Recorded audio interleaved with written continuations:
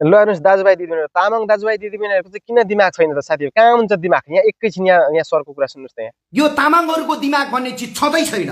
अलिअलि भएको दिमाग पनि यहाँ होइन, यहाँ छ।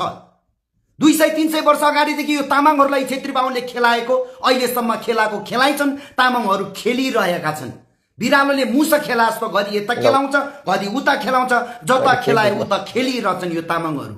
यो तामाङहरूको राजनीतिक चेतना स्तर भन्ने चिज छँदै छैन। तिमीहरूको राजनीतिक चेतना स्तर कहिलेदेखि आउँछ म प्रश्न गर्न चाहन्छु। रासोपामा 32 लाख जनसङ्ख्या भएको तामाङहरूको एकजना पनि नेतृत्व तहमा तामाङहरू छैनन्।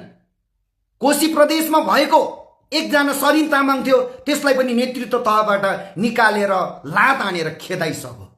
अब तपाईँ भोट दिने तामाङहरू चाहिँ घन्टी घन्टी भनेर बसा। बालेन्द्र रविले ऊ त्यो खुलित्त निकालेर देखाइदिन्छ, हो शिवलिङ्ग उत्पत्ति भयो भनेर ढोकेर बस्दा तुरुक्क मुद्दिन्छ, जल प्राप्त भयो भनेर सुरुप्प खाऊ, टाउकोमा हाल, जिउमा छर्केर शुद्ध प्राप्त भयो भनेर बस। जय माटो जय देश।